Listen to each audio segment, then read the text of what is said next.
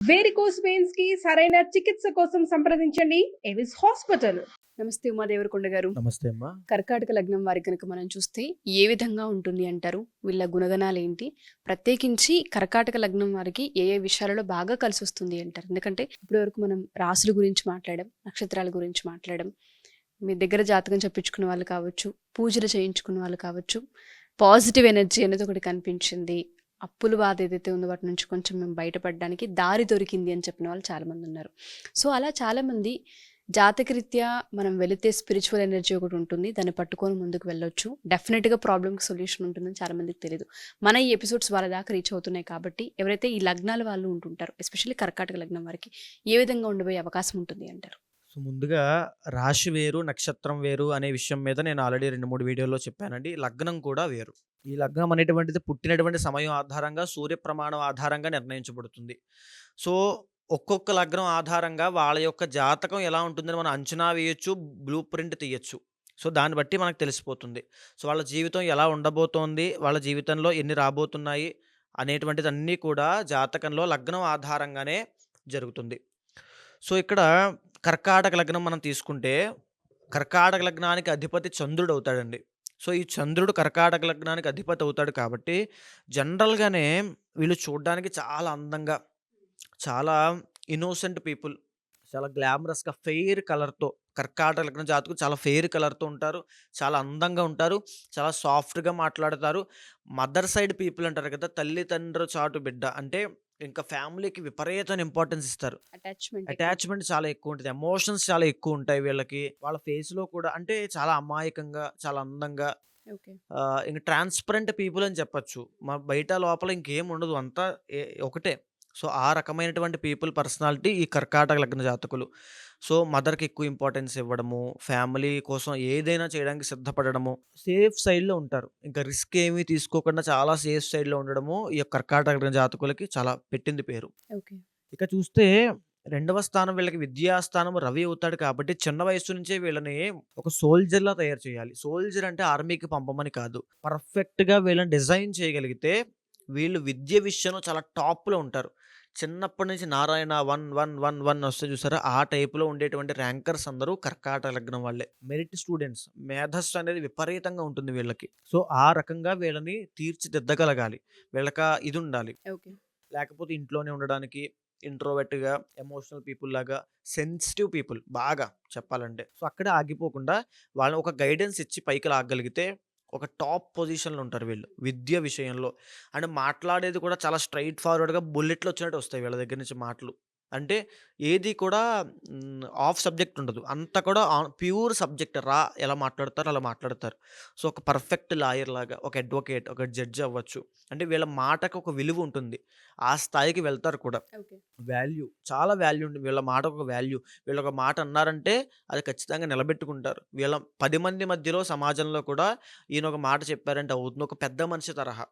ఆ రకంగా ఉండేటువంటి అవకాశాలుంటాయి. అదే విధంగా తృతీయ వ్యయాధిపతి బుధుడవుతాడు కాబట్టి జాగ్రత్తగా ఉండాల్సిందేంటంటే వీళ్ళు పనిచేసే చోట కొలీగ్స్‌తో చాలా జాగ్రత్తగా ఉండాలి. వీళ్ళని మోసం చేసే అవకాశాలు చాలా ఎక్కువుంటాయి. మేబీ జెలస్ వల్ల అవ్వచ్చు, లేకపోతే శత్రువుల వల్ల అవ్వచ్చు. సో, ఎక్కువుంటాయి. కాబట్టి వీళ్ళు చాలా అంటే చాలా అప్రమత్తంగా ఉండాలి. అదే విధంగా న్యూరో ప్రాబ్లమ్స్ అవ్వచ్చు, లేకపోతే ఎక్కువగా వీళ్ళు బంధువులకి ఇందాక చెప్పాను కదా! ఫ్యామిలీ అటాచ్‌మెంట్స్ అన్నాను కదండీ! వాళ్ళ కోసం త్యాగం చేయడం. జీవితంలో వాళ్ళ డబ్బుల్ని, శ్రమని, పనిని, కష్టాన్ని, ప్రయత్నాన్ని, ఎఫర్ట్స్‌ని, విలువల్ని, ఎనర్జీని ప్రతి దాన్ని ఫ్యామిలీ కోసం త్యాగం చేస్తూనే ఉంటారు. ఈ కర్కాటక లగ్నం వాళ్ళు. సో, ఆ విషయం పక్కన పెట్టుకోవాలి కాస్త. మీకంటూ కాస్త ఒక అడుగు ముందుకు వేయగలిగితే, ఒక ఆలోచన పెట్టగలిగితే విపరీతంగా మీకు బావుంటుంది.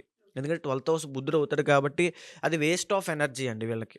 తప్పదు కానీ వీళ్ళు అలా చేస్తూనే ఉంటారు. బానిసలాగా సేవ, కుటుంబం కోసం సేవ, బంధువుల కోసం సేవ, ఫ్రెండ్స్ కోసం సేవ. ఒక్కొక్కళ్ళు ఉంటారండి ఫ్రెండ్స్‌లో నీకేదైనా కష్టం వచ్చిందా ముందెళ్ళిపోయి నేనే ఉన్నాను నీకు నేను చూసుకుంటాను. ముందు హామీ ఇచ్చేస్తారు. హామీ ఇచ్చేసి వీళ్ళ దగ్గర లేకపోయినా పక్కోడి దగ్గర అప్పు తీసుకొని మరి ఇచ్చేస్తారు. అతి మంచితనం ఉంటుంది ముందండి.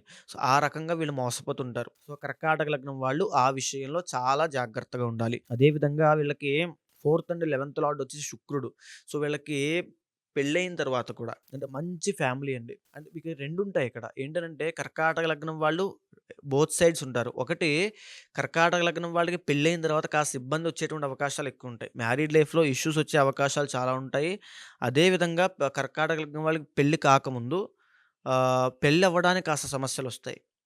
సో, 2 విషయాల్లో వీళ్ళు చాలా జాగ్రత్తగా ఉండాలి. పెళ్లి అనేటువంటి అంశంలో కర్కాటక లగ్నం వాళ్ళు సఫరింగ్ అనేదుంటుంది. ఓకే. ఎందుకంటే శని అవుతాడు కాబట్టి కాస్త ఎందుకు చేసుకున్నానురా నాయనా అనేటువంటి అంశం కనబడుతూనే ఉంటుంది. అదే విధంగా అష్టమాధిపతి కూడా శని అవుతాడు. సో, కర్కాటక లగ్నం వాళ్ళు జనరల్‌గానే దీర్ఘాయుష్షు.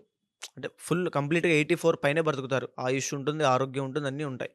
సో, ఇక్కడ జాగ్రత్త పడాల్సిన అంశం ఏమిటనంటే, సో, ఇక్కడ 4థ్ అండ్ 11థ్ లార్డ్ శుక్రుడు అవుతాడు కాబట్టి, మంచి లగ్జూరియస్ లైఫ్ అవ్వచ్చు, తర్వాత మంచి హౌస్ కట్టడం అవ్వచ్చు, అంటే కన్‌స్ట్రక్షన్ ఫీల్డ్‌లో మంచి రాణింపు ఉండడం అవ్వచ్చు, జాబ్ కాకుండా బయటకొస్తే. అదే విధంగా వీళ్ళకు ఉండేటువంటి పరిచయాల వల్ల 11థ్ లార్డ్ శుక్రుడు అవుతాడు కాబట్టి, జీవితంలో వీళ్ళని ఒక ఆడవాళ్ళు, మగవాళ్ళైతే ఆడవాళ్ళు, ఆడవాళ్ళైతే అత్తగారు.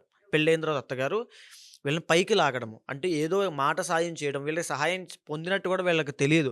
ఆ రకంగా వెనకాల బ్యాక్‌గ్రౌండ్‌లో ఒక సహాయం పొందుతారు వీళ్ళు. ఎందుకంటే శుక్రుడు మంచి లాభకారుడు అవుతున్నాడు కాబట్టి. సో, ఆడవాళ్ళ విషయంలో కాస్త జాగ్రత్త తీసుకొని వాళ్ళకి మీరు ఎక్కువ విలువ ఇవ్వగలిగితే మీ మీ సర్కిల్‌లో ఉండేటువంటి ఆడవాళ్ళ వల్ల మీరు చాలా లాభపడతారు. అదే విధంగా మీకు 6థ్ అండ్ 9థ్ లార్డ్ గురుడు అవుతాడు కాబట్టి ఎవరైనా సరే కర్కాటక లగ్నం వాళ్ళు కాస్త లావుగా ఉన్నవాళ్ళుంటారు. సో, వాళ్ళు ఒబేసిటీ వల్ల చాలా జాగ్రత్తగా ఉండాలి. కొలెస్ట్రాల్ ప్రాబ్లమ్స్ వల్ల చాలా జాగ్రత్తగా ఉండాలి. అండ్ హార్ట్ ప్రాబ్లమ్ అండి. ఈ 3 విషయాల్లో కర్కాటక లగ్నం వాళ్ళకి చాలా ఎఫెక్ట్ అవుతారు. అదే విధంగా డయాబెటిస్. ఎందుకంటే గురుడు అవుతాడు. మళ్ళీ అక్కడ ఈ శుక్రుడు వస్తున్నాడు కాబట్టి ఖచ్చితంగా డయాబెటిస్ అనేటువంటిది ఎఫెక్ట్ అయ్యే అవకాశం ఉంటుంది. సో, ఈ రోజుల్లో డయాబెటిస్ అనేది కామన్ కానీ చెప్పాల్సిన ధర్మం ఉంది కాబట్టి చెప్తున్నాను. అదే విధంగా సప్తమ, అష్టమాధిపతి శని. సో, మ్యారీడ్ లైఫ్‌లో ఇష్యూస్‌ని కనుక దాటాలి అనుకుంటే వీళ్ళ జాతకంలో ఇండివిడ్యువల్ జాతకంలో శని బాగున్నాడనుకోండి. ఏ మంచి ప్లేస్‌మెంట్‌లో ఉన్నాడనుకోండి శని. ఉదాహరణకి ఏ లగ్నంలో ఉన్నాడనుకోండి కాస్త పర్వాలేదు. ఆడవాళ్ళకైతే ఇబ్బందే. కానీ మగవాళ్ళకి కాస్త ఉపశమనం ఉంటుంది. కానీ ఆడవాళ్ళకైతే మేజర్‌గా కర్కాటక లగ్నం పుట్టిన ఆడవాళ్ళకి సప్తమ స్థానంలో శని ఉంటే ఖచ్చితంగా ఇబ్బందులుంటాయి. సో, డైవర్స్ అవ్వచ్చు, విడిపోవడం అవ్వచ్చు, గొడవలు ఆడుకోవడం, విభేదాలు, ఆర్టిఫిషియల్ రిలేషన్‌షిప్ ఏముండదు అక్కడ లోపల. సో, ఆ రకంగా ఇబ్బందులుంటాయి. అదే విధంగా సంతానపరంగా వీళ్ళకి అత్యున్నతమైనటువంటి రాజయోగం సంతానం వల్ల కలుగుతుందండి. పంచమ, దశమాధిపతి కాబట్టి సంతానం కర్కాటక లగ్న స్త్రీలకి ఎస్పెషల్‌గా అబ్బాయి పుట్టాడనుకోండి, ఆ అబ్బాయి వల్ల విపరీతమైన రాజయోగం కలుగుతుంది. ఆ అబ్బాయి చిన్న వయసు నుంచే ఒక గొప్ప పేరు ప్రఖ్యాతులు సంపాదిస్తాడు. అమ్మాయిలకే కాదు అబ్బాయికి కూడా. విపరీతమైన పేరు ప్రఖ్యాతులు సంపాదించడము, ఆ అబ్బాయి వల్ల కుటుంబానికి మంచి పేరు తీసుకురావడము. ఆ అబ్బాయి ఏ జ్యేష్ఠ నక్షత్రంలో పుడితే ఇంకా చాలా అచ్చొస్తుంది. అంటే కలిసొస్తుంది బాగా వీళ్ళకి విపరీతంగా. సో, జ్యేష్ఠ నక్షత్రం, సర్వదోష నక్షత్రము పుట్టిన తర్వాత కొన్ని శాంతులుంటాయి అవి చేసుకోవాలి. అదే విధంగా ఈ కర్కాటక లగ్నం వాళ్ళు జాగ్రత్తగా ఉండాల్సిన అంశము అష్టమ స్థాన అధిపతి శని అయ్యాడు. ఓవర్ థింకింగ్ ప్రాబ్లమ్ కానీ, యాంగ్జైటీ కానీ, మానసిక ఒత్తిడి కానీ ఎందుకంటే వీళ్ళు ఫస్ట్‌లో చెప్పాను కదండీ! బయటకి ఎక్స్‌ప్రెస్ చేయలేరు. అంటే ఎమోషన్స్ ఎక్కువుంటాయి. ఇంట్రోవర్ట్ మైండెడ్ తర్వాత ఎమోషనల్, సెన్సిటివ్ పీపుల్ బయటికి ఎక్స్‌ప్రెస్ చేయలేకపోవడం వల్ల లోపల లోపల చాలా దుఃఖం అనేది ఉంటుంది. లోపల చాలా ఇబ్బంది పడతారు. సో, దాన్ని మీరు ఓవర్‌కమ్ చేయాలి. అది మీలో ఉండేటువంటి ఒక చిన్న లోపము. సో, మీరంత బాధపడడం వల్ల ఉపయోగం ఏమి ఉండదు. కాబట్టి దాన్ని ఓవర్‌కమ్ చేయగలిగితే, బయటికి రాగలిగితే, దాన్ని ఓవర్‌కమ్ చేయాలంటే వెంకటేశ్వర స్వామిని ఆరాధన చేయండి. సుదర్శన హోమం చేసుకోండి. శని అధిపతి అవుతాడు కాబట్టి శనికి ప్రతినిత్యము మీరు స్తోత్రం చదవడం కానీ, పారాయణ చేయడం గాని చేస్తే దాని నుంచి బయటకొస్తారు. అండ్ లగ్నాధిపతి చంద్రుడు అవుతాడు కాబట్టి శివారాధన. ఇవి చేసుకోవడం వల్ల చాలా ఊరడింపు. అంటే మానసిక ప్రశాంతత వీళ్ళకి కావాలి మెయిన్‌గా. ఆ ప్రశాంతత కావాలంటే కొన్ని రకాల మెడిటేషన్స్ అవ్వచ్చు, ప్రశాంతంగా ఉండడం అవ్వచ్చు, కొన్ని రకాల మోటివేషనల్ క్లాసెస్ అవ్వచ్చు. ఈ రకంగా ఏదో ఒక ఎనర్జీని పట్టుకొని వీళ్ళు ముందుకెళ్ళగలిగితే చాలా బావుంటుంది. అండ్ ఇంకా చెప్పాలంటే కర్కాటక లగ్నం వాళ్ళు ఓవర్‌గా బేసిక్‌గా చెప్పాలంటే ఎక్సలెంట్‌గా ఉంటుంది వీళ్ళకి. జీవితం ఎక్సలెంట్ అండి. వీళ్ళు ఎవరికీ హాని చేయరు. ఇంకా వీళ్ళే నష్టపోతారు, మోసపోతారు, అవమానపడతారు. అన్నీ వీళ్ళకే బాణాల్లా గుచ్చుకుంటాయి తప్ప వీళ్ళు ఒక రకమైనటువంటి ట్రాన్స్‌పరెంట్ పేపర్ లాంటి వాళ్ళు. అంటే ఏముండదు పాపం. బ్లాంక్ అంతే. మంచి, మంచి. చెడు, చెడు అంతే. ఏముండదు. సో, సో, ఆ రకంగా ఉన్నటువంటి వీళ్ళ జీవితం ఎక్సలెంట్‌గా ఉండాలనుకుంటే కొన్ని రకాల పరిహారములు అంటే ఎలా అంటే జాతకం చూసాక తెలుస్తుంది. సో, మనం బేసిక్‌గా చెప్పినా సరే అదంత పని చేయకపోవచ్చు. సో, జాతకం చూసాక లగ్నాధిపతి ఎక్కడున్నాడు, షష్టాధిపతి ఎక్కడున్నాడు, ఏ ఆరోగ్య సమస్యలున్నాయి, ఏంటో మనం ఈజీగా చెప్పేయొచ్చు ఓకే. టకటకమని. సో, దాన్ని బట్టి పరిహారం ఒకటిచ్చి ఈ మంత్రం చదువుకోండి అన్నప్పుడు ఖచ్చితంగా మీరు మొదట్లో చెప్పినట్టుగా రుణ బాధలైనా ఏవైనా సరే వెంటనే తీరిపోతాయి. చాలా మందికి ఆస్తులకు సంబంధించిన ఇబ్బందులు ఉంటుంటాయి. ఆరోగ్యానికి సంబంధించిన ఇబ్బందులు ఉంటుంటాయి. సో, ప్రతిదానికి పూజ ఉంటుంది, పరిహారం ఉంటుందని మనం చెప్తూ ఉంటుంటాము. ఇప్పటిదాకా మీ దగ్గరకొచ్చి జాతకం చెప్పించుకున్న వాళ్ళు, దాని తర్వాత దాని పరిహారం పొందిన వాళ్ళు చాలామంది ఉన్నారు. వాళ్ళందరికీ పాజిటివ్ జరిగింది ఉంది. ఒక వే కనిపించిన వాళ్ళు కూడా ఉన్నారు. అలా ఎవరైనా మన ఎపిసోడ్ చూసిన తర్వాత ఆస్తి వివాదాలకు సంబంధించి ఇబ్బంది పడుతూ ఉన్నాము, కుటుంబ కలహాలున్నాయి, రిలేషన్‌షిప్‌లో మ్యారిటల్ ఇష్యూస్ ఉన్నాయని మాట్లాడుతుంటారు. సంతానానికి సంబంధించి తరచుగా ఇబ్బందులు చూస్తూ ఉంటుంటారు. ఇలాంటి వాళ్ళకి జాతకరీత్యా మనం చూసిన తర్వాత పరిహారాలు ఇవ్వొచ్చా? జాతకరీత్యా ఏదైనా సరే ప్రతి సమస్యకు ఒక పరిష్కారం మన పురాతన గ్రంథాల్లో తీసుకున్న, లేదా మన జాతకాల్లో చూసుకున్న, శాస్త్రంలో చూసుకున్న ఉంది అంటారా పరిష్కారాలు? ఉందండి. తప్పకుండా. ఎందుకనంటే ఇది కర్మ. మనం కర్మ ఏదో జన్మలో ఏదో కర్మ చేశాం కాబట్టి ఇక్కడ ఈ దోషాలన్నీ బాధపడుతున్నాం. సో, అందరికీ జాతకంలో దోషాలుంటాయని కాదు. కర్కాటక లగ్నంలో ఎక్సలెంట్ పీపుల్ బిజినెస్‌వేత్తలు ఉన్నవాళ్ళున్నారు. కొన్ని రకాల డబ్బులు విపరీతంగా సంపాదించిన వాళ్ళున్నారు. సర్వరోగాలతో బాధపడేవాళ్ళు ఉన్నారు. బేస్డ్ ఆన్ ఇండివిడ్యువల్ జాతకం అండి. ఆ లగ్నాధిపతి ఎక్కడున్నాడో తెలిసిపోతుంది. రోగ జాతకమా, బాధక జాతకమా, లేకపోతే భోగ జాతకమా అనేది తెలిసిపోతుంది. దాన్ని బట్టి మనం ముందడుగు వేయాలి. మీకు విపరీతమైన దోషాలున్నాయంటే మీరు రుణాలనేవి చాలా ఉన్నాయి. అంటే చాలామంది ఎవరో బాధ పెట్టారు, ఇబ్బంది పెట్టారు. ఇలాంటివన్నీ చాలా ఉన్నాయి. వాటిని పూజల రూపంలో ఆగామి కర్మ అని శంకరాచార్యులు ఏదైతే చెప్పారో దాని ఆధారంగా పూజలు చేసుకొని పరిహారం జేసుకోవాలి. ఏ పూజ పడితే ఆ పూజ కాదు. కొన్ని పర్టిక్యులర్‌గా ఉంటాయండి. పాశుపతాలు అవి ఉంటాయి. వాటి ఆధారంగా చేసుకుంటే వెంటనే అవి పోతాయి. థ్యాంక్ యూ ఉమా గారు. Thank you so much. నమస్తే అమ్మ.